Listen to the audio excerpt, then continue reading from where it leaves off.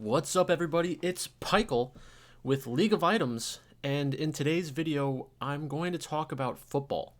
I know most of the people who are subscribed to my channel may not be here for football content, and I will make more League of Legends content in the future. The first half of the year is really not that interesting to me. I always end up getting interested during like the summer split, the end of the summer split, playoffs, worlds, things like that, because I think it's more interesting. MSI is going on right now. Just couldn't really be bothered to watch it. Things are a little different than the last time I was making a lot of content. I have a new job, and it's going great. A lot more money than I used to have, which is awesome. I have a girlfriend. We've been dating for a few years now, and she's great. And, just my life is a lot different than when I was making League of Legends content more consistently. And I'm older now, less hair now, a couple more pounds. Still play golf. I've been playing okay. My back is still shot, but it's not horrible. I do miss making content. I think that I'm ready to start making content again. And the thing that makes me the most excited to make content is right now potentially fantasy football.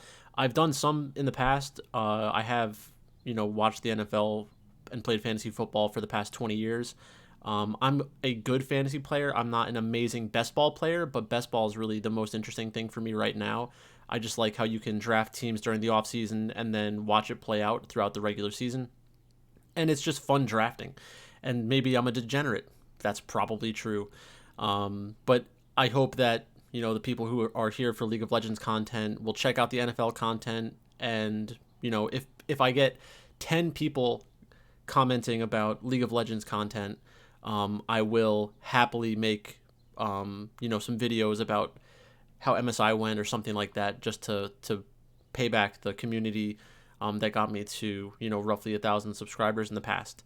So for those of you who are familiar with the channel, you probably feel like something is missing from this video so far, and you're right.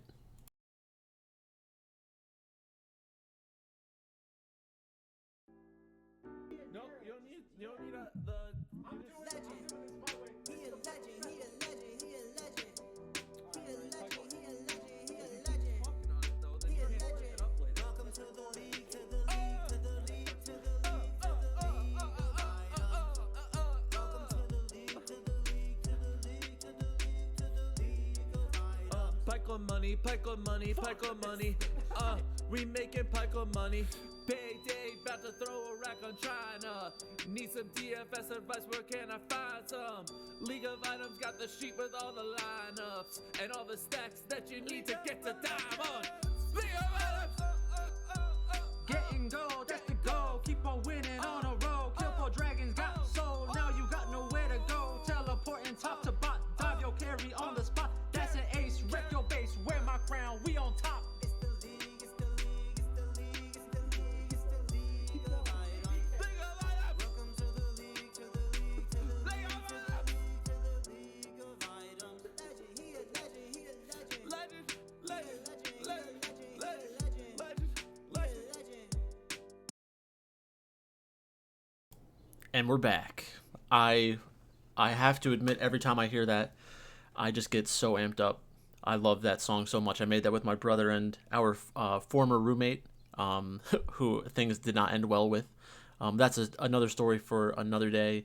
I might have talked about it in the past. But for this video, what I'd like to do is talk about a video that came out recently. I started thinking about tight end and the impact of what a real elite wide tight end season would look like for best ball purposes. I think that the conversation around Brock Bowers right now is not like based in reality. I do watch a lot of content. I love Pete Overzet. I like a lot of the different people making content, but personally I think that the best person making content for a couple different reasons is Davis Maddock. I just finished watching his most interesting pick in fantasy football video. I started already thinking about this video idea and coming back to make this video before I realized that he was also making a video like this. He mentioned it during one of his live streams this week. And I agree with the premise of the video and what he's trying to say, but I disagree with how he said it and the type of argument that he was trying to make. And that happens all the time with Davis. I think that he is a great content producer, and I love that he's willing to, make a lot of video content, but he's so hyperbolic, and a lot of the things that he says don't line up with one another. And I think I have a lot of similarities with Davis in terms of how I approach, fantasy, but also things that I just enjoy in life. Like, he was a creative writing major. I have a background in creative writing. He reads a lot. He thinks that he's smart. I think that I'm smart. But at the end of the day, it just comes off as kind of like too much a lot of the time with how he's trying to use certain words, and sometimes they don't make any sense. And then like leaning on, like, when him and Jacob Sanderson are talking about like philosophy and just obscure historical facts, it's really just, it's tough to listen to a lot of the time. So I'll try to not do that myself. But he pumps out a ton of content, and I appreciate that he does that. And it's difficult making content and having people criticize you. So I don't want this to come off as completely destroying Davis. But they had the Around the Horn episode, and I think that'd be a really cool style in the future for the Swolecast. But there needs to be some like huge improvements made to how they're doing it. But again, that's not super important for this video. But the reason why I love Davis's content so much is because it's thought provoking, whether or not he means it to be, and I think he does mean it to be, which is good. But in this video that he just put out, he also has Buck, who is a content creator I'm not as familiar with. He seems like a smart guy as well. Like, I'm not saying that I think Davis and Buck are unintelligent or uninformed. They're both definitely informed. But the thing is, when you have certain foundational elements that you're trying to like justify, it's going to make it seem it's going to be more difficult to be like objective. And I'm not saying that I'm going to always be objective. No one's ever completely objective. We're humans. That's just kind of how it is. But ultimately, what we're going to try to figure out is, is Brock Bowers, or does Brock Bowers have the potential to be the most important player in fantasy this year? And I think the answer is definitely yes. So the first thing I want to do is talk about, talk through some questions and go through a thought experiment or multiple thought experiments about, who is Brock Bowers? What is a tight end one? Those kinds of things. So before you watch the rest of this video, give me some answers to these questions, or write them down, or put them in the comment section, just to see what you think about this before learning more information about it. And then, let's see how that changes over time. So, first question. If Brock Bowers scores 300 points, where would you draft him, and where do you think he should be drafted? 2. What is the range of outcomes for Brock Bowers, the player, and what does that range of outcomes need to include in order to justify an 8.3% exposure in the second round? Next, how often do you think Brock Bowers hits 300 fantasy points? How often do you think he hits 225 fantasy points? How often do you think he finishes as a tight end one? And who else can be the tight end one? Like, who are the other players that you think have a chance to be the tight end one? Before I give you the answers, here's some context. And this is one of the things I think Davis got wrong in his video, which was like at the beginning of the video and kind of changed the tenor of the video, I guess you could say. So the best season to compare it to, like, he had an age filter on whichever website he was using, which I don't think that the age filter really is relevant for this. Maybe a lot of players don't have this type of volume when they're a rookie or a young player, and that's fine, but he just did, so why are we putting an age filter on it? So basically, I think that the best season to compare it to is Travis Kelce from 2020. He only played in 15 games that year. He sat out the last game of the season, which is crazy, because he scored like 260 half-point PPR points in 15 games instead of 16. So if you gave him an additional game, it would be, closer to 280. And if he played a 17-game season like they do now, and he was actually playing every game, he would have scored 300 points. So I think 300 points is a realistic number in half-point PPR for an incredibly good season. And that's why the first question was, how often do you think he hits 300, and, where would you draft him if he did? In that season, so for some additional context, Patrick Mahomes threw the ball 600 times. Travis Kelce was competing with Tyreek Hill, closer to the height of his powers. And the Chiefs drafted a rookie running back in the first round. Now, obviously, Clyde Edwards-Helaire is not Ashton Genty. I'm not making that real comparison. That's just kind of a funny coincidence. But again, these teams did both have inefficient rushing offenses. So there is a connection there. One of the questions would be, what happens if Ashton Genty underperforms or is injured? Do the Raiders slide back into what they were doing last year? Is that a good thing or a bad thing for Brock Bowers' fantasy scoring? There's a lot of questions that still need to be answered in that. There's a lot of variables. No one's ever going to solve this completely because we're dealing with football, which has a lot of variance. So I'm going to bring up this. So this is from Flock Fantasy, and I'm taking no credit for this visual. Please don't sue me. The people from Flock Fantasy, but it was a good. It's a great way to compare these two things. So I'm going to show you some stuff from this image. We're going to do a little bit of Excel stuff potentially, and then at the end of this video, I do want to do an underdog draft because I do like drafting, and it's going to be my first draft of the year for BBM. I've done some other smaller contest stuff, and they released 2 new contests, the Chihuahua and the Dachshund, so I might want to do some of those at a different point, or I might just do those off stream or unrecorded. But really, I want to do the BBM draft and try to get Brock Bowers on my team and build a team around it. So if we take Travis Kelce's 2020 season, they have PPR. We're talking about half-point PPR, so take this with a grain of salt. We're gonna have to reduce the fantasy points by like 50. So in 2020, Travis Kelce scored 312.8 PPR points, really close to 260 for our purposes. He was the tight end 1. Obviously, this year he's the tight end 7, which it's interesting. I still like Travis Kelce a lot for this year. I think that there's a chance the Chiefs have to pass more, and he's going to be a big part of that. He was also, I think, banged up last year, so there's definitely a world where Patrick Mahomes and Travis Kelce, at their new costs, are amazing picks. He had an 85% snap share, which is very similar to what Brock Bowers did. So last year, Brock Bowers scored 262 full point PPR. He was closer to like 210 half point PPR. Last year, he was the tight end 1. So see, depending on the year, excuse me, depending on the year, being a tight end 1 can mean different things. And I have some information to share on that. But the snap share is very similar. The number of targets was very similar. The target share was very similar. So in their video, Davis and Buck were talking about, is it realistic for Brock Bowers to have a similar target share in an offense where there's, more competition theoretically? Travis Kelce was battling Tyreek Hill. And they both had a similar number of pass attempts in those offenses. Obviously, it's different because one was over a fewer number of games.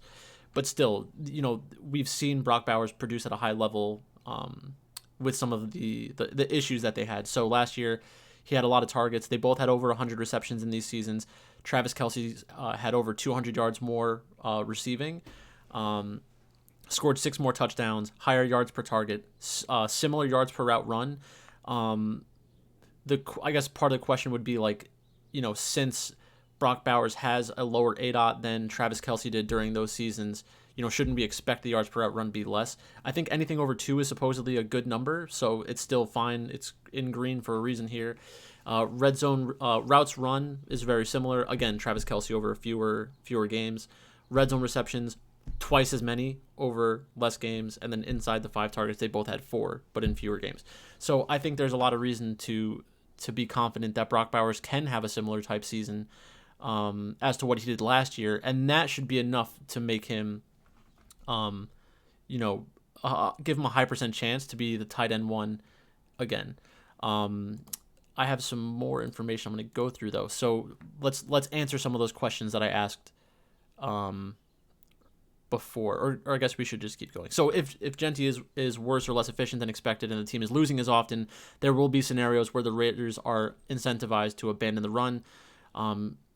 The reason I'm taking it to this point is because in the video, Buck and Davis don't really solidify what they're talking about. It's like, okay, are we talking about Brock Bowers needing more volume or being more efficient? From a volume perspective, his volume is already enough to have a tight end one season where he scores close to 300 points. He just needs more yards and more touchdowns. Is that realistic? I think it's realistic. Is it probable? No. But in a game where we're trying to capture the 99th percentile outcome or 90th percentile outcome, we should be thinking about those outcomes more. And I think that's one of the things that Davis got right. He was talking about how he doesn't care about the median projection for Brock Bowers. And I think that's the right way to look at this. I don't have solid numbers on it yet, but I'm going to do a separate, I'm going to try to come up with a theory about if you're drafting someone as the first overall player, their median projection does mean next to nothing. You really want to know, why am I if I'm using the first overall pick on somebody, it's because I think that they have the best chance to hit their first percentile outcome. And for somebody like Jamar Chase, what does that look like? 350 points, half point PPR is realistic. For a running back, you might be thinking, like a season like what Saquon did last year. I think that's definitely in consideration for what the best season would look like. For a quarterback, it'd be like what Lamar did last year. That's close to as good as it can get, I think, for half point PPR. And then for tight end, I think it's Travis Kelce's 2020 season. So it's important to know what does a QB1 look like in general, or a running back, wide receiver, tight end one, versus what is the best possible season. And this is something that Pat Kerrane does with running back specifically through Legendary Upside. And I think Pat Kerrane and those guys make great content as well. So if the volume is fine and it's probably not going to get better, then the efficiency needs to get better. And another question would be, if Brock Bowers has a similar amount of volume, can we expect him to get more efficient with those targets and receptions? And I think, if he has a higher ADOT and less double teams and less attention from defenses because Ashton Genti is there, and more space due to how the defenses have to play against the Raiders with Ashton Genti, then I think the answer could be yes. If Geno Smith plays better than the quarterbacks from last year, the answer is yes. So now let's go back to the questions I asked before. So if he scores 300 points, where would you draft him? Honestly, I think that if he scored 300 points, it'd be really easy to justify picking him first overall. And we've seen this before. Travis Kelce was a top 5 pick, I believe, in BBM 2 years ago, I think. And a lot of people don't like doing that for tight end on Underdog because, you're not going to necessarily have as strong of a wide receiver room, and there's 3 wide receiver slots and there's only one tight end slot. But if it's 300 points, he's going to separate a lot from the rest of the tight ends. Most tight ends, to have a really good season, are going to score around 200 points. So when Brock Bowers or Travis Kelce or any elite tight end has a really legendary season, they're going to score close to 100 points more than the person in tight end in second place. That's actually what happened in wide receiver last year. So Jamar Chase scored 100 more points than any other wide receiver on Underdog, which is crazy, or roughly 100 points. So it's possible for Brock Bowers to do that this year. I do have some positional information that I'll bring up on the screen.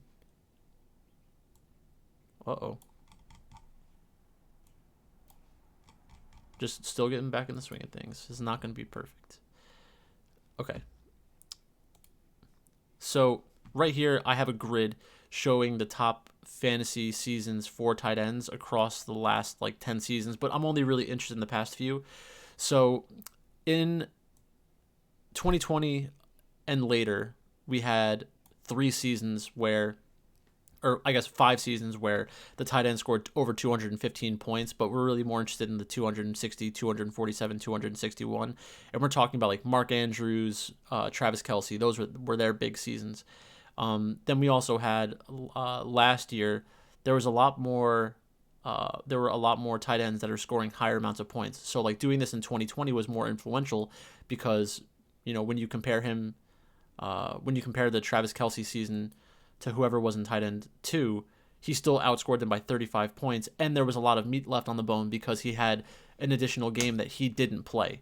So then when we're looking at it for last year, tight end scoring was actually kind of down. We didn't have anybody with that huge 250-point season, and I don't think that we should really expect there to be 250-point scorers every year. The average is 225-ish, so 222.9 is the number that we're going to try to expect Brock Bowers to do next year. So what I've done on this sheet is I have all the tight ends listed by their ADP, what their positional rank is, and what the average would be. So another way to ask the question would be, how often does Brock Bowers finish as a tight end 1? If he does finish as tight end 1, what does the score need to look like? So it's about 225. I have some other players that I think have a chance to be the tight end 1. So let's, talk about that real quick. And then I'm going to start up a draft.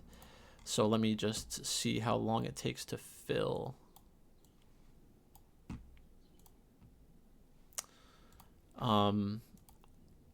Okay, but if he was 1-1, in order to justify drafting 1-1, you really need like 300. He needs to score about 300. 20 seconds. Let's do 20 seconds. So we're waiting for 8 people. So the next question is, what is the range of outcomes that Bowers needs to have in order to justify being picked in the second round at 8.3% exposure? And this is another thing where I want to do additional analysis on, to Davis's point, if I'm drafting someone in the second round, I'm not drafting them there because I think that they're going to score 175 points and be a tight end, be the tight end 1 in like a down year, or to be a tight end 1 like 1 through 12, because a lot of people just want it to be a score that's helpful for their roster. And it's also not going to be like who makes my tight end room strong enough so that I can draft 3 tight ends. Like, that's not how I would do it. I would say I want to have like a 90th percentile outcome, maybe not 99, but the 90th percentile outcome is probably between 250 to 275. And if Brock Bowers has the best chance of being that guy, then I think it's reasonable to want to have him on your team. Trey McBride can probably do it, but the question is, who else can really do it? So before we talk about that, how often do I think that Brock Bowers hits 300? Maybe it's only 1%. But even if it's only 1%, I still want that because it means that he has a higher percent chance to hit 225 and a higher percent chance to be the tight end 1 for any season. Where there you're looking more at like the value-based drafting of, what does my tight end do compared to everyone else's tight end in this room? So who else do I think can hit tight end 1? I think Trey McBride, Sam Laporta, one of these three tight ends will most likely be the tight end 1, and on average that will mean they score 225. If there's no separation because all 3 of them score about 200, like if that's what happens, then you're not going to win because of this pick, but you're also not going to lose because of this pick. So it'd be like, okay, well, I have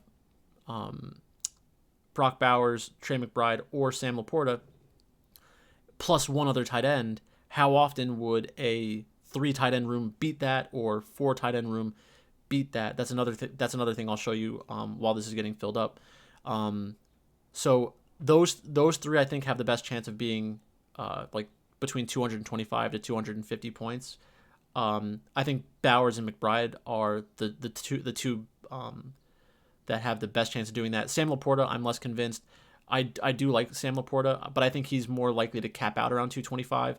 Then we have other tight ends who have done it in the past, or were very close last year, but their upside sounds more like 200 points nowadays, which is Kittle, T.J. Hawkinson, still Travis Kelce, and I think Travis Kelce is another player that I really like. And where he's being drafted now, I think you could justify selecting him, at cost, and I think that there's a really good chance that he exceeds that value, and I'll talk about that more. The two that are more outside chances to be the tight end one and maybe require some squinting, and like I get why you don't want to do it potentially, would be Evan Ingram and Isaiah Likely. I think Tyler Warren and Colston Loveland, if they were drafted with the intention of being a Brock Bowers, Trey McBride, whatever, it's possible. I just don't think that Tyler Warren is as athletic as Brock Bowers or Trey McBride. He's more like Sam Laporta, and I think that he probably caps out closer to 200, 225 points. But I also don't think that the volume is going to be there as a rookie. I just don't expect the Colts to use him as much because it's a much more competitive situation. Like, you have Josh Downs, Michael Pittman, Adonai Mitchell. You have Jonathan Taylor, who's a very good running back, who is another undervalued player in fantasy right now. And then Isaiah Likely, I think that if Mark Andrews is traded or goes down, Isaiah Likely becomes the tight end one for the Ravens. Last year he scored 100 points in a timeshare essentially with Mark Andrews. I think if he's on his own, he's probably the best value at tight end this year. I guess the other thing, when I was originally making this, I was thinking more about like, Darren Waller signed with the Dolphins, Jonnu Smith traded to the Steelers, and talking about the position from that perspective. But it's really not that important. But some other thoughts would be, once Brock is drafted, every other tight end's value is relative to Brock Bowers. If we knew Brock Bowers was going to score 300 points, we would draft him 1-1.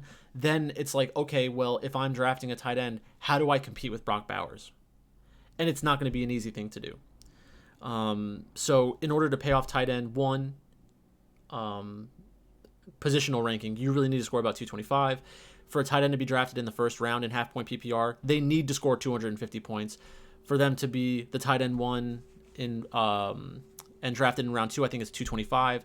Round 3 is closer to 200, which is where McBride is going now. Theoretically, you could get Brock Bowers there still if he falls. Ooh, I just got the 1-2. Nice. So this means I'm most likely not going to be able to draft Brock Bowers on this team. Because I'm not going to draft him at the high end of his range of outcomes. Like, for the video, it'd be funny if I did, but now we can just talk about it from beating Brock Bowers instead of being Brock Bowers. So I'm going to get rid of that. Round 4, 200 points. I think Kittle can end up around there. Round 5, I think you need to have about 175. Then we have like a tier break kind of where round 8, I think is closer to 150. Round 10, 125. And then in order for you to justify drafting a tight end, I think that you should really set the threshold at 100 points. If you don't see a reasonable way for this person to score 100 points, don't draft him. All right, so this is this is one other thing I kind of want to show.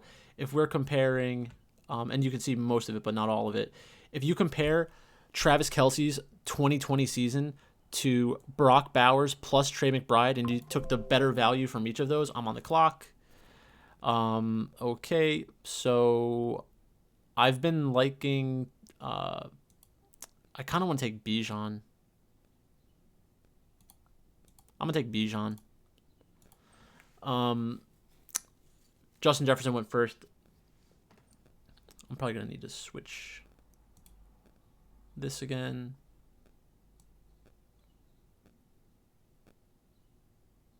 Actually, let's do it like this. Do the draft board like all the other streamers. Justin Jefferson, CeeDee Lamb, Saquon goes at 5. But I have some time, about 18 picks away. I'll check it again in a second. So Travis Kelce's 2020 season, if you drafted that season against Brock Bowers and Trey McBride, Travis Kelce would have won most of those weeks on his own. And the combination of Brock Bowers and Trey McBride would have only scored 9 more points than Travis Kelce did. And Travis Kelce played 1 or 2 less games, which is insane, right? That's crazy. So that's the situation where, if Brock Bowers does have the tight end 1 elite season that we think it's possible for him to do, it's going to be very tough to compete with them. So then what else would that look like if we wanted to approach it from a quantity perspective? So 2020 Travis Kelce versus Dallas Goedert, Sam Laporta, Zach Ertz, and Tucker Kraft from last year. Travis Kelce would have won. He would have scored more points. You go all the way across, you sum up Travis Kelce versus the highest score from those 4 players, Travis Kelce is going to do more. Now, obviously, that means that those numbers are going to fall within the tight end slot, and if you have volume at the position, you're theoretically going to have some of those games apply to your flex, and that's fine. But again, it's just interesting to think about, in the outcome where Brock Bowers has a real elite season, like a legendary tight end season of 300 points. That's what we're going to be talking about, is how like you had 3 or 4 players and you still couldn't compete with them. So I think there's just additional upside there that maybe hasn't been considered as much by the community at large, and maybe it has been. I just haven't seen the videos talking about it. So I still have a couple picks away. So this is another thing that I did. So last year, based on positional rank, Brock Bowers was drafted as the tight end 11. He was supposed to score 114 points. He actually scored 206. That's 92 points more than they needed to score to return value. This year, in order for him to hit his new projection of being the tight end 1, Brock Bowers needs to score 108 points more than what the expectation was last year, and he just went in the middle of the second round. To return value at the new positional projection, 225, which is 16 points more than he scored last year, or 108% of last year's value. But that's fine. I think it's definitely possible for him to do that. Last year, he averaged 12.2 points a game, which would be 207. So let's see. Who's on the board? Bucky Irving, Josh Jacobs. I really wish Jonathan Taylor was there. I want to draft a wide receiver. I'll take T. Higgins. I hope Trey McBride is still there with my next pick, because I think that's one of the best ways to compete with a good Brock Bowers season. I don't like Chase Brown. I really haven't been drafting him at all. Josh Jacobs is okay, but I think this is, not a great value. I'm fine with Marvin Harrison. I'm fine with Garrett Wilson.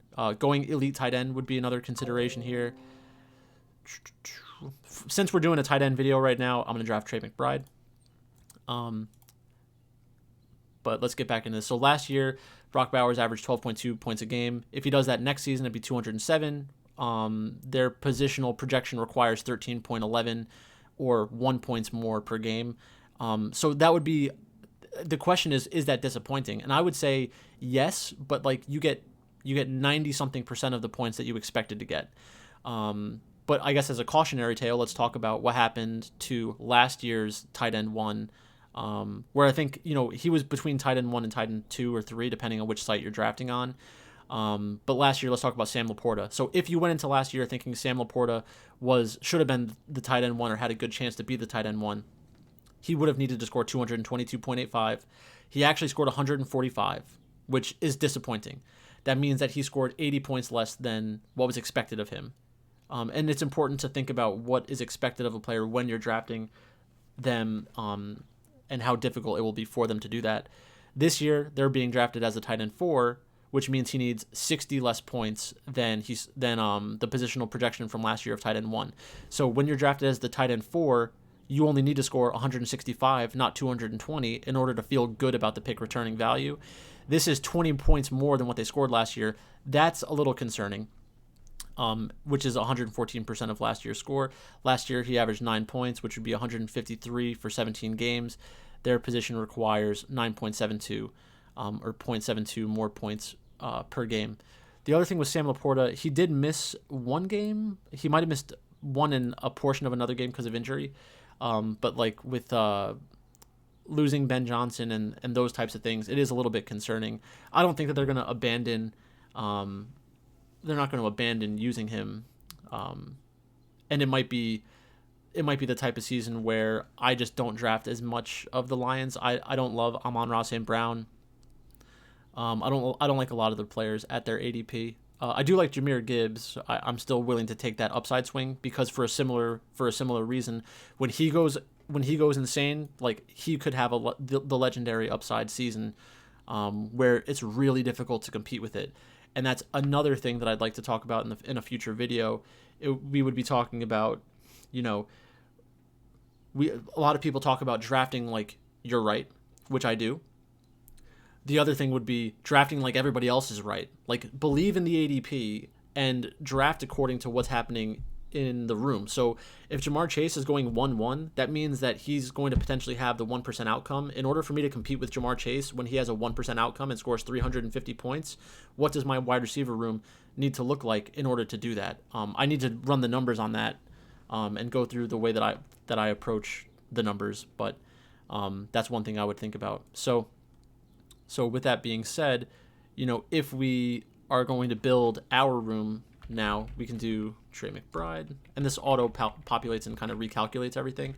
So I need somebody to fill the I need players to fill out the rest of the team. So right now, 194. If he does what he did last season, I'd be losing by 60 to a Brock Bowers with an elite season.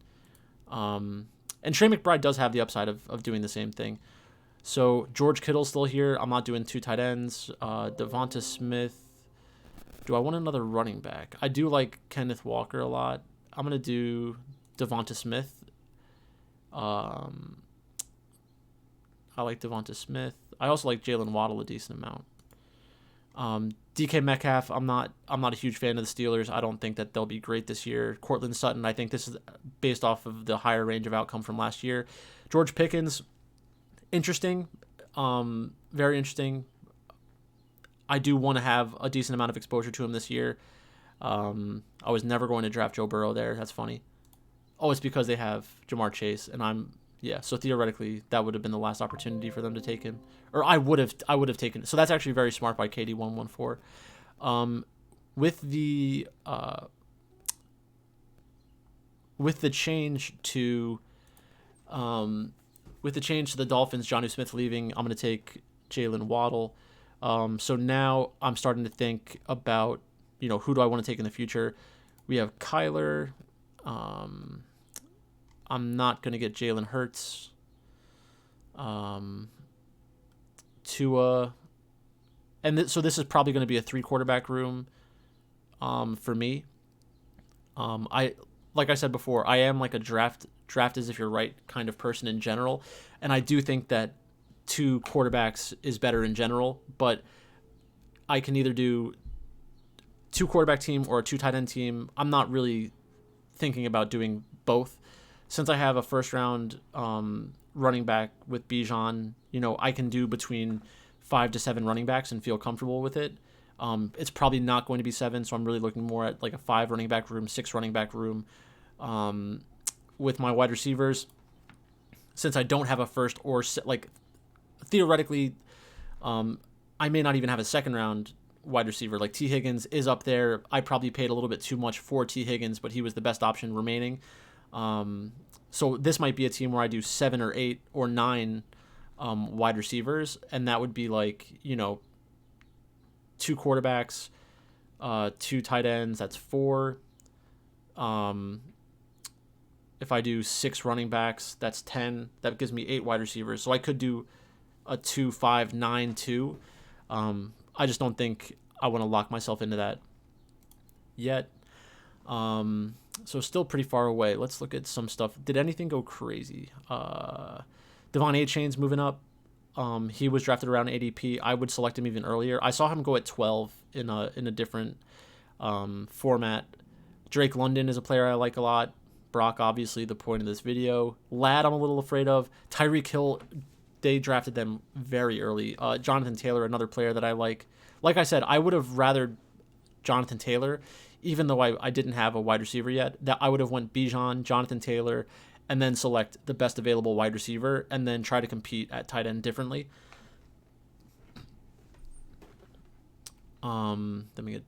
That's Garrett Wilson. I like the idea of Justin Fields. Terry McLaurin, I'm skeptical. Marvin Harrison, I like. Jackson Smith and Jigba, I like, but I'm skeptical. Chase Brown, I might not draft him in BBM the entire year, honestly, just because you don't have to. You don't like that's one thing I want to do more analysis on is like what does Chase Brown need to do for me to be completely screwed. And I think the answer is like have a legendary season. But even in the scenarios where he has a legendary season, I can be competitive by building out a strong running back room. Running back is an interesting position because like last year there were like 3 or 4 running backs who scored right around 300 points. So a bunch of wide receivers have gone. Okay, I love Caleb Johnson. I think I'm gonna pick Caleb Johnson. And then we'll see the best player left when I go again. Jacoby Myers. That it'd be funny to pick Jacoby Myers just to like have hope that he has a really good season and takes away from Brock Bowers. Jacoby Myers is a player I drafted a lot last year. I don't love David Montgomery, but he's like a very good bet to score over 150 points. Last year, I think he scored like 200. DeAndre Swift is another running back that I like a lot. The bye week bros are going to come after me.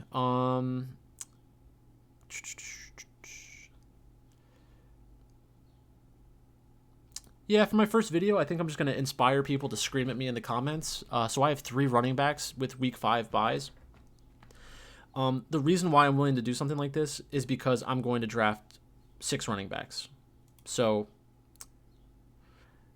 it's probably not a good idea, but I'm going to do it anyways. That actually might force me to do a 2-7-7-2. So I need another tight end with high upside. I need another tight end with high upside. So let's just talk more about tight end. Let's see where else they're going. So Brock Bowers in the 2nd, Trey McBride in the 3rd, George Kittle in the 4th, Samuel Porta went in the 7th. So like that's when you start getting okay value on Samuel Porta. TJ Hawkinson. I do think that coming off of his injury, he looked fine. So I could see people picking TJ Hawkinson straight up over Samuel Porta. You get the youth from Samuel Porta, but TJ Hawkinson, Travis Kelce, Mark Andrews, these are like known quantities. So if you wanted to, I could see pulling them up. You just don't have to. If you want to get unique, you could.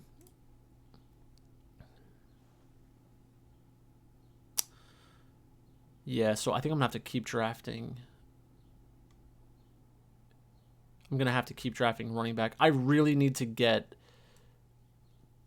Kyler. Kyler is very important. So what running backs would I want to add to this room that I think are going to be productive early in the season? Brian Robinson Jr. I do like Brian Robinson Jr. I don't like him at where he's going though. I think that Debo could actually take a bunch of work from him. Austin Eckler could take more work this year. Jordan Mason's interesting. I can't take Jalen Warren because I have Caleb Johnson and week 5 buys already. ETN is undervalued right now, I think. Tyrone Tracy's undervalued. I'm Tyrone Tracy over Cam. I am a Giants fan, by the way. Najee Harris is a good pick. I think J.K. Dobbins is fine. I'm gonna need multiple players from this range. Tootin, I'm a little bit more interested in nowadays. I love Rashad White. I think he's one of the most undervalued players this year, and I think that's part of the reason why I don't like Bucky. I don't like Bucky at cost at all. He's another player that I might fade completely. I could take Jordan Mason too. But Kyler is going to be my first pick. Or actually, he has Joe Burrow. If this guy takes Kyler, I'm just going to have a nervous breakdown anyways. So I'm thinking I'll draft. This guy took Kyler. Okay, fair enough. Okay, so what do I need to do? Now I want Justin Fields. But I can take Justin Fields after I take a running back. This guy could theoretically take Justin Fields. All right, so that was the guy that should have taken Justin Fields. He should have taken him, I think. So I'll do Fields. I shouldn't have done Fields. I should have taken a running back. Talking and drafting is not as easy as I thought it was going to be. Okay, I don't get punished. Do I take ETN? Yeah.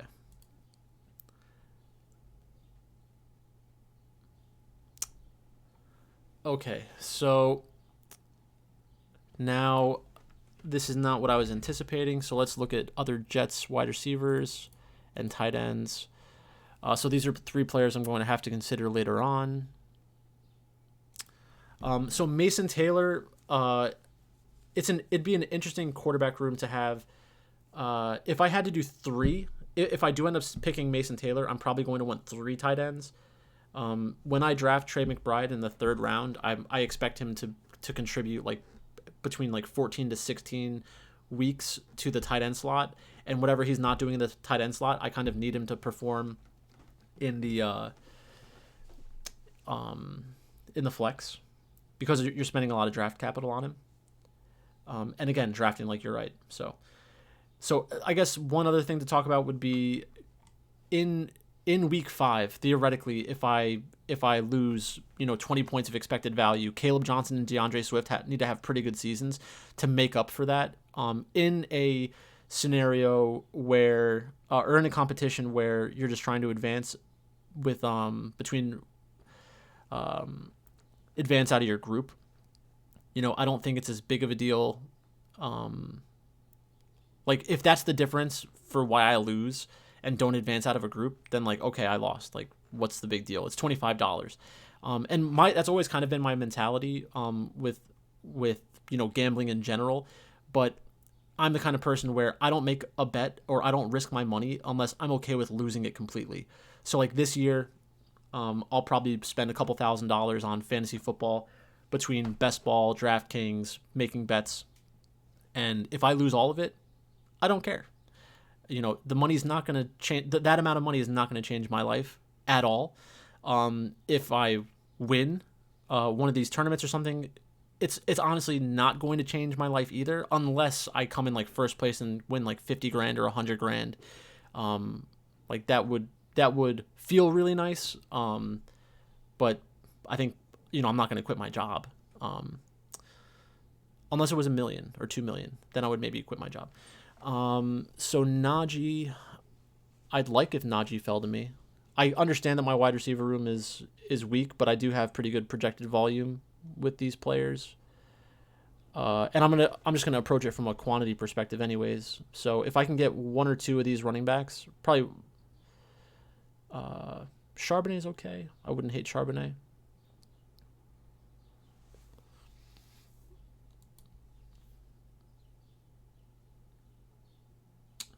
The reason why I love Caleb Johnson so much, by the way, is because Najee Harris had like 200 points last year, and everybody said he was trash or thinks of him as being like a trash player, but like that was a really good score last year.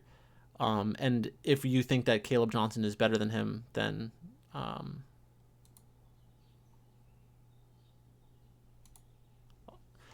take the slight value on Charbonnet.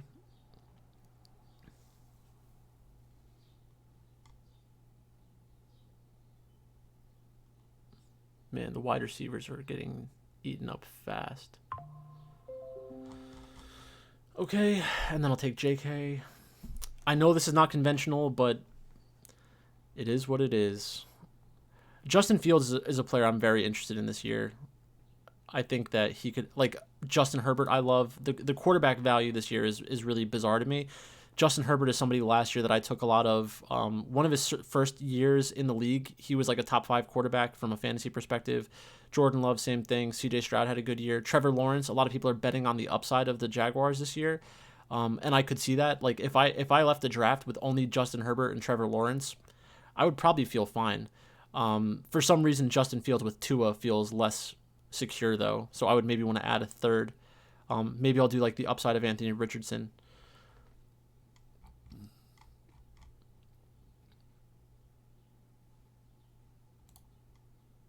And I guess, let me know in the comments, do you draft on Underdog? Use my referral code. I should actually probably make that more of a priority, is talking about that. Like you can do like the refer a friend stuff. I'll leave a link in the comment section and in the bio, a description of the video, sorry. So with this room, I feel comfortable with running back. I don't need to take another running back. Hopefully I get value on Rashad White. That would be another thing I'm interested in. I think think about in a scenario where Bucky and Rashad White play like similar amounts as to what they did last year, Rashad White's going to score like 150 points, like 125 to 150 points. That's fine. But he has the upside of scoring like 200 points. He scored 235 2 years ago. Didn't come back to me. Okay. I'm not going to cry. You're going to cry. If Justin Herbert falls to me, I might just take Herbert because I'm more confident in him than I am in Tua. He's gone as well. CJ Stroud, there aren't enough receivers left for him for me to feel good about that. I could do Bryce. I could try to get Bryce with Leggett and Thielen. I think I'm going to skip Garendo. That was Tua. Bring Tua back. I mean, this guy's not going to take Tua from me.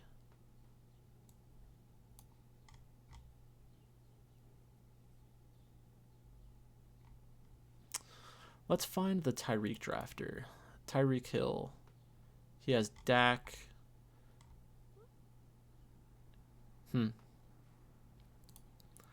And he does look like somebody who's trying to stack.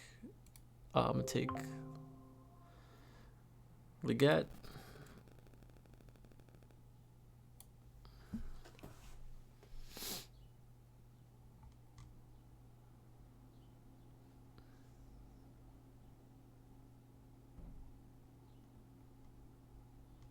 Oh, wow. I did not expect him to take a quarterback. What the heck? Naked Penix. It's a strange thing to say out loud. Do I reach for Thielen? No.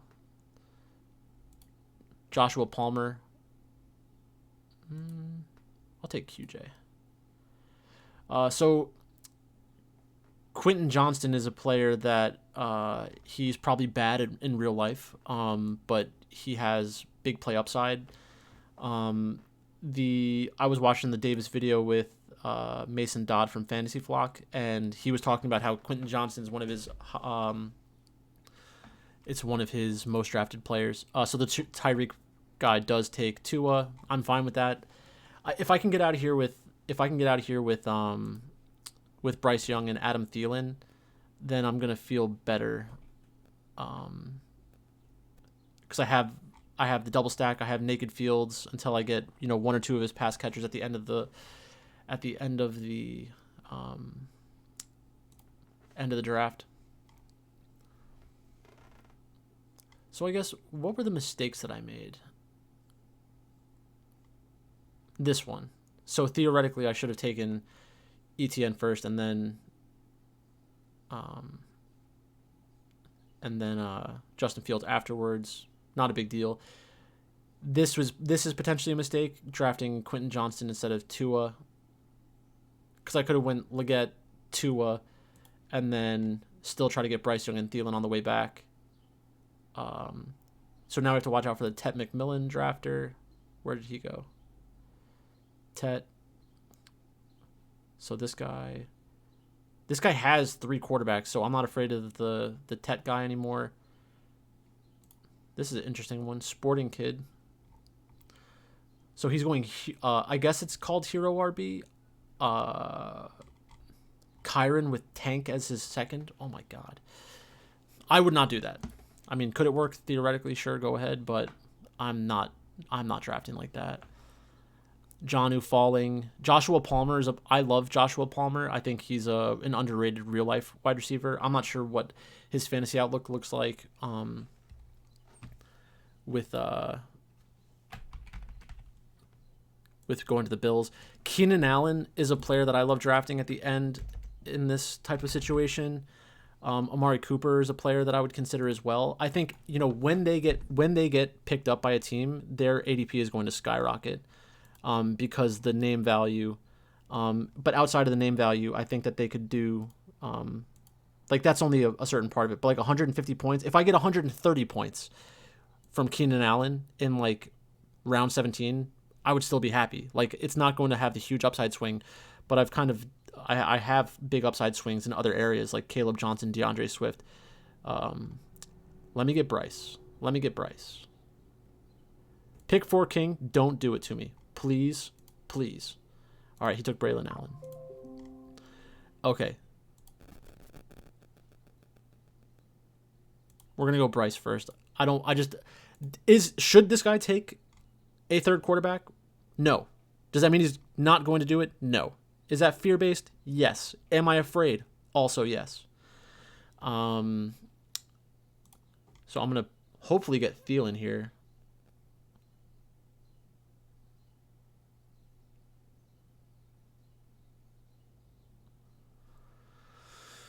Man, I really wish I got Kyler. Kyler was 3 picks away. He took Roshan. I'm going to get Thielen. Okay, so I do need another tight end.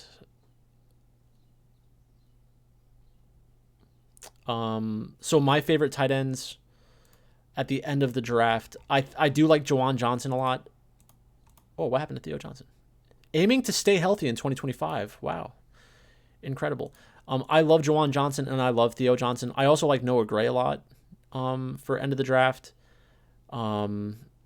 Jatavian, I could take Jatavian. So, actually, I already have 2. So this is a situation where if you believe the Panthers are much better than where they're being drafted, then that's not going to kill me. But you feel real stupid when it doesn't work out. Keenan. So for our quarterbacks, we have Justin Fields and Bryce Young. Let's go to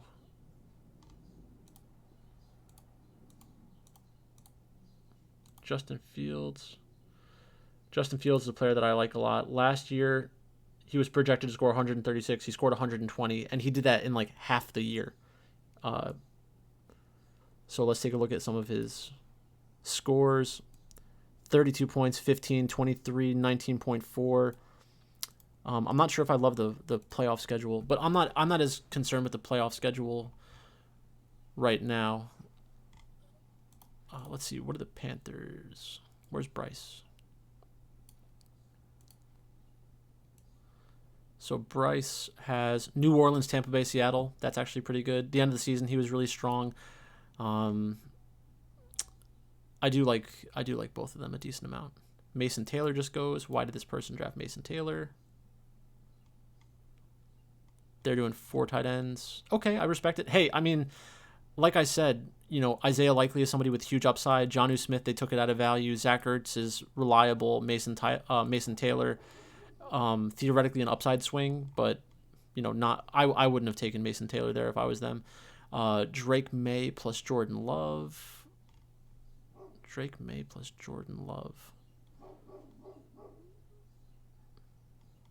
Really weird. This guy doesn't have much or many stacking.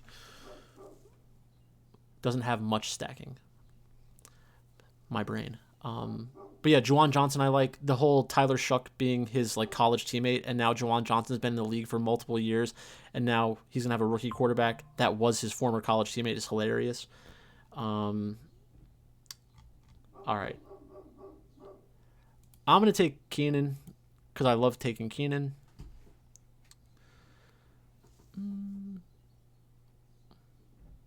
Juwan, Theo Johnson. I like Theo Johnson a lot for the upside. I think that he could easily score 100 points, and he's going to be more of a spike week player. Let's do Jatavian. So we'll do Jatavian, and then I don't want Noah Gray. I do like Noah Gray on Patrick Mahomes teams because theoretically, he still scored a decent amount of points last year. He can provide good spike week potential in weeks that Travis Kelce's not playing. And then in the event that Travis Kelce is injured, Noah Gray would have a lot of opportunity. So for a 17th or 18th round pick, if you want to play it with like a third or fourth tight end that has some kind of theoretical upside, I don't mind that. There are much higher upside swings to make in the 18th round, which is probably, one reason to not do that, but that's okay.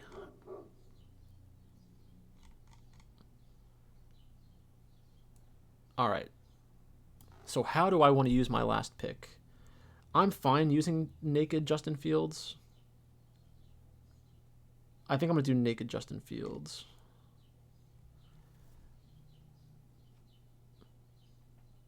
I think I'd need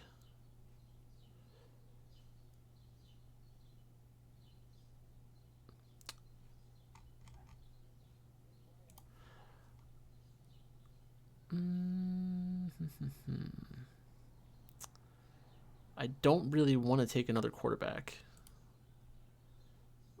These are not quarterbacks that I would want to have on my team. So here, instead of Jatavian, maybe I could have taken A-Rich just for more upside.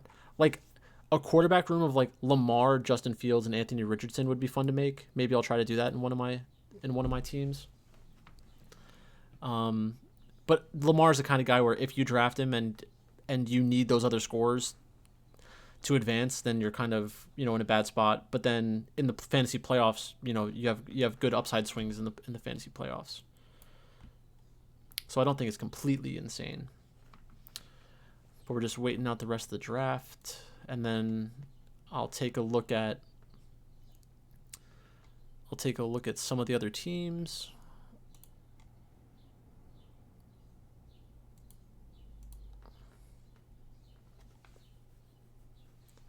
Do I need another running back? Maybe I should just take another running back. I think I have good consistency in my wide receiver room.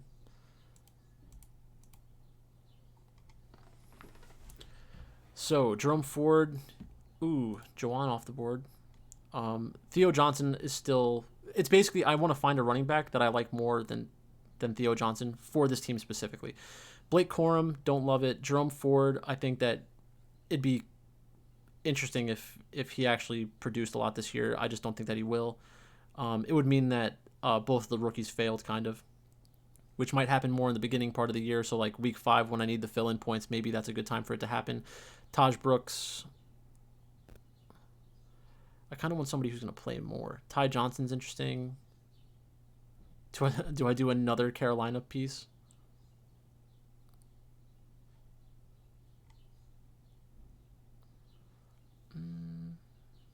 Kendre Miller was an upside swing from last year. I might just do Trevor Etienne. Trevor plus Travis on the same team? Are you kidding me? All right. This seems like it might be a bad idea. Who would I rather have? Theo Johnson with a spike week in my flex. Yeah. This one might come back to haunt me. Maybe Trevor was the right play there. I'm not sure. Bijan, Caleb Johnson, DeAndre Swift, Travis Etienne, Charbonnet. Let's view the full draft.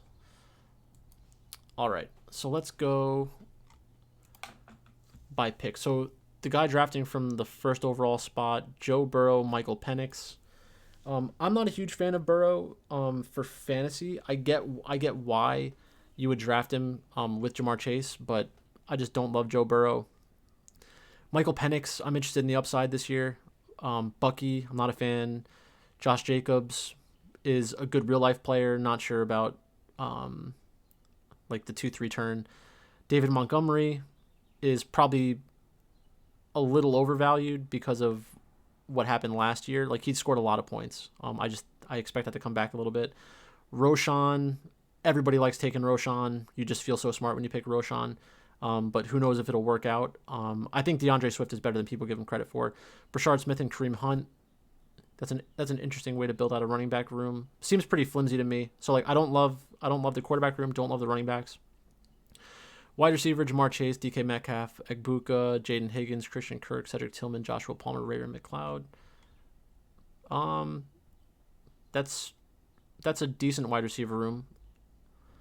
A lot of rookie upside swings. Taking Ray because you have Michael Penix, sure, like that could work, but just seems like not a lot of stacking potential for this team. And then we have Samuel Porta, David Njoku. Good tight end room. I think that's a smart way to build a two tight end team. Pick for King, Purdy, Stroud, Geno Smith. I hate Brock Purdy in real life. I think he's extremely overrated. I can't believe they gave him that contract. But for fantasy, I get why. I would get why he's a good pick this year. He's probably someone I need to fight myself on, because if it was just based on my real life takes, I would have none of him. But the fact that they have the easiest schedule in the NFL, Brock Purdy's probably going to be a very important fantasy pick this year. Jonathan Taylor, Quinshon Judkins, Jordan Mason, Ramondre Stevenson, Braylon Allen. I love Jonathan Taylor. I'm not sure about Judkins. I just don't know a lot about him. Jordan Mason's interesting, but that's probably a 50-50 split with Aaron Jones, Ramondre. Ramondre is either going to be like, he's either going to score 50 points this year or like 150 points this year. And that'll really just tell you like what you need to know about the season. Travion Henderson, I would rather draft Travion. I think Travion, the reason why I have a high opinion of him is because I watched one of Ohio State's games where like he was injured, I think, and he like went airborne at the goal line and scored a touchdown, and I thought that was awesome. So that reason alone, yeah, I'll take him on my fantasy team. Braylon Allen, really cool story. I do like Braylon.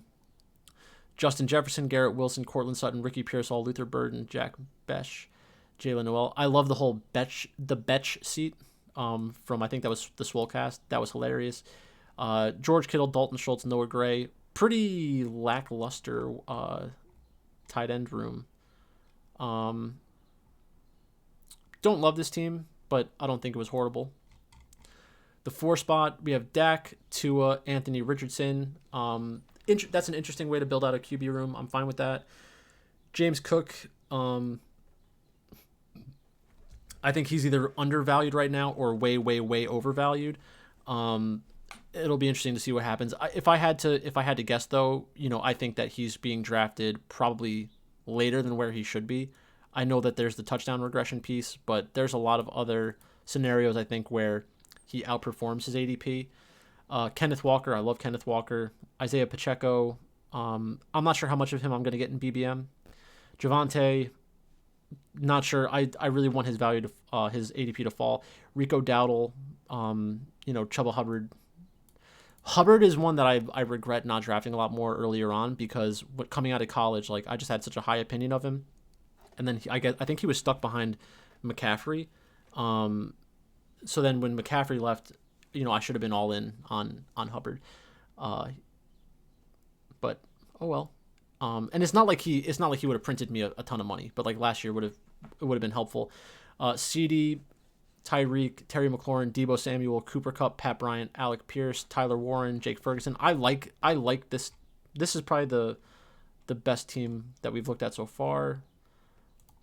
Jim W, Jaden Daniels, Kyler Murray. That's a good QB room. I'm low on Jaden Daniels. I think that he's a good real life quarterback. I don't think that he'll be as good this year as he was last year. It'd be tough. Like honestly, like it'd be impressive if he was, but I think there were like 3 or 4 games where at the end of the game he threw like a Hail Mary touchdown, and like Terry McLaurin just had like huge fourth quarters a couple times. I think that if they just eliminate that, the 3 plays, if you got rid of 3 plays, I think that people's opinions of Jaden Daniels is very wildly different. Saquon, Jalen Warren, Najee Harris, Trey Benson, Justice Hill, Dylan Sampson. It's an okay running back room. I love Saquon. Even as a Giants fan, the fact that he went and won a Super Bowl, I was extremely happy. Right when I knew he signed with the Eagles, I put a bet on the Eagles to win the Super Bowl because I wanted Saquon to win. I think Saquon got screwed by the Giants, and I regret. I'm sure they regret it too. Ladd, Marvin Harrison, George Pickens, Jerry Jeudy, Matthew Golden, Marvin Mims, Dante Jr. Seems a little light from Ladd, you're going to get a lot of targets. Marvin, a lot of targets. George Pickens, I'm unsure how many targets he'll get. Probably around 100 to 125, but He really needs there to be a situation where, um, like you can't. I don't think that you're going to have George Pickens and Jake Ferguson get enough volume to be extremely relevant. Like CD's going to get between 150 to 175 targets. George Pickens probably closer to 125. Jake Ferguson maybe around 100. That's a lot of volume that you need for those guys to hit those levels. That's 300, 500, which I guess Dallas can do it. Jerry Jeudy, I like Jerry Jeudy. I think he might be a little overvalued right now. Matthew Golden, I like Jaden Reed over Matthew Golden straight up. I think Jaden Reed's undervalued right now. The idea of Matthew Golden's cool though. Marvin Mims, I had a lot of him last year. Great pick for best ball, but didn't work out. Dante Thornton, kind of a Dante Thornton is probably going to be one of the wide receivers that's overdrafted all summer. And then, depending on whether or not he scores touchdowns during the fantasy playoffs is going to be how people remember him. Tucker Kraft, Hunter Henry, Kate Otten. That's an okay team. Hodge Nation. I don't know if this is Ryan Hodge, but Hodge Nation, Goff, McCarthy, Darnold. That's a yucky quarterback room. Gibbs, Pollard, Ray Davis, Isaac Orendo, Algier. That's a yucky running back room in my opinion. Jackson Smith and Jigba, Jamison Williams, Zay Flowers, Jordan Addison, Jalen McMillan, Jalen Coker, Jalen Naylor. Okay, the fact that they have 3 guys named Jalen is awesome. That's hilarious. I'm not sure if that was intentional or not. And then most people don't know this, but JJ McCarthy, his name actually stands for Jalen McCarthy. Other thing that a lot of people don't know is my last name is also McCarthy. So it's very cool. If JJ McCarthy is any good at all, I'll probably get a Vikings jersey. And also I'll probably just get a Vikings jersey because it has McCarthy on it. I think that'd be cool. Don't like the quarterbacks. The running backs are okay, but not great. That seems weak to me. Wide receiver honestly seems a little weak. Like the first 4 are good players that I would want, but McMillan, a lot of target competition. Jalen Coker. I forget who it was, but somebody said they're not sure if he's even going to make the team, which is crazy to me. And then this is like an overly strong tight end room, like Bowers plus Hawkinson. Like you're going to need them to contribute a lot to the flex, which maybe that was the intention. Then we have Drake May, Jordan Love, Aaron Rodgers. I think that Drake May is going to be a huge disappointment this year from a fantasy perspective. Chase Brown, Amarian Hampton, Chuba, Jaden Blue, Jerome Ford. That's a pretty ugly running back room. Neighbors, London, Olave, Myers, Pittman, Coleman. Strong wide receiver room. Probably the strongest wide receiver room in this draft. Likely, Smith, Ertz, Taylor. So I mean, I don't like their quarterbacks or running backs. Wide receiver, tight end, I think is fine. And I think it's interesting because, like I said, Isaiah likely could be a tight end 1, and then you're going to get a lot of use out of them in your flex, but your wide receiver should also be taking a lot of your flex.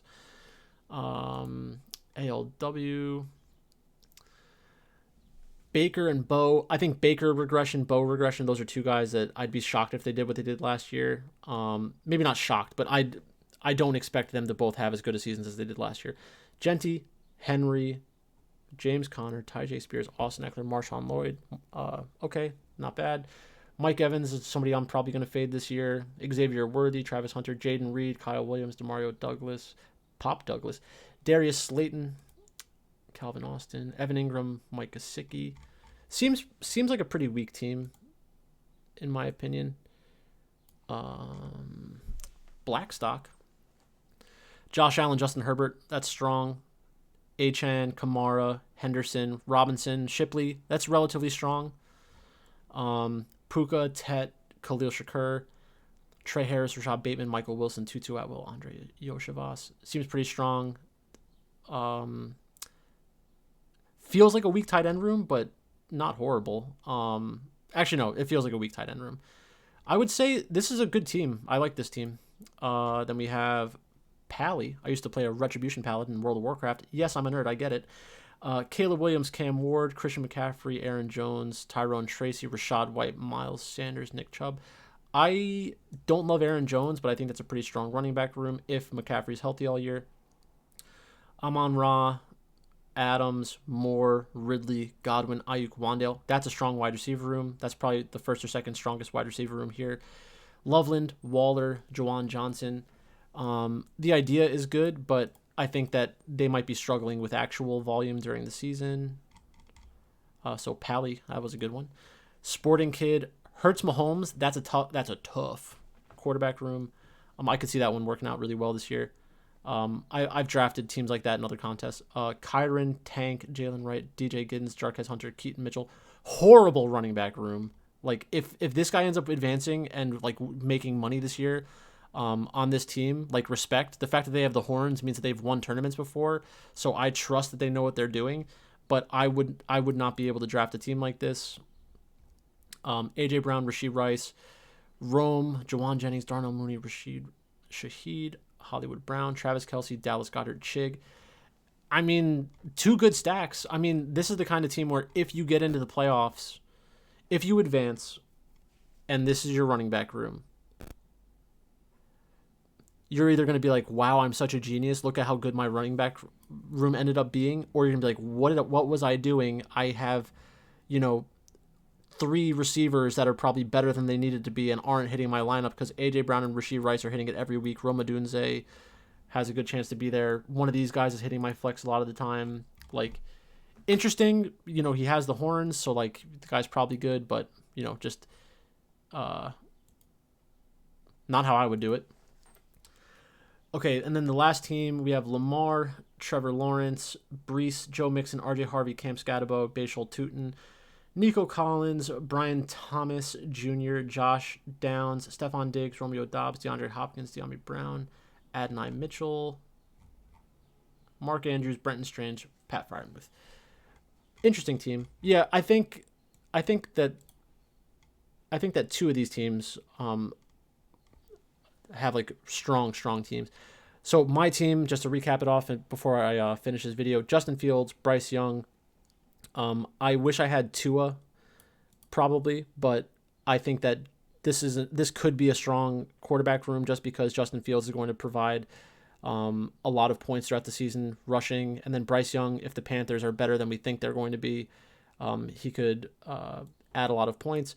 Bijan, Caleb Johnson, DeAndre Swift. Yes, I know I'm an idiot for having 3 running backs with the 5th week bye, but I think the rest of my running back room will give me enough points in week 5 as long as they're not injured. Then we have T. Higgins, Devonta Smith, Jalen Waddle, Xavier Legette, Quentin Johnston, Adam Thielen, Keenan Allen. I really do think that the Keenan Allen pick is going to look smart a couple weeks from now. He has to get drafted or signed by somebody, right? Like, there are a lot of teams that need wide receivers, and he had a good year last year. So if he can give me 150 points consistently throughout the year, or even just 2 spike weeks, then I'm looking good. Then we have Trey McBride, Jatavian Sanders, and Theo Johnson. I love Theo Johnson. Jatavian I just did because of Bryce Young, and Trey McBride I did because this was supposed to be an elite tight end video. Brock Bowers is somebody that I'm going to be drafting a lot of this year, and I'll definitely post a video soon where I have him on my roster. But yeah, let me know what you think about this video. I know it's a very long video. The first piece of it was really more about getting the information out, and then the rest of it is to satisfy the people who like watching drafts and stuff like that. If you want to see more League of Legends content, please let me know. I will be looking at it during the summer and for Worlds. But that's about it. That's all I got for you today. Like, subscribe, comment. Thanks for watching, and I'll talk to you later.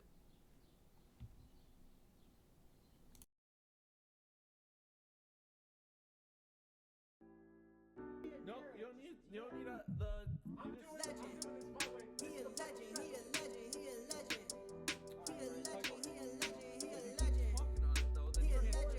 Welcome to the league. To the league. To the league. To the league. To the league. Welcome to the league. To the league. To the league. To the league. To the league of items. Pike on money, pike on money, pike on money. We making pike on money. Payday, about to throw a rack on China. Need some DFS advice, where can I find some? League of Items got the sheet with all the lineups and all the stacks that you need to get to diamond. League of Items. Getting gold, that's the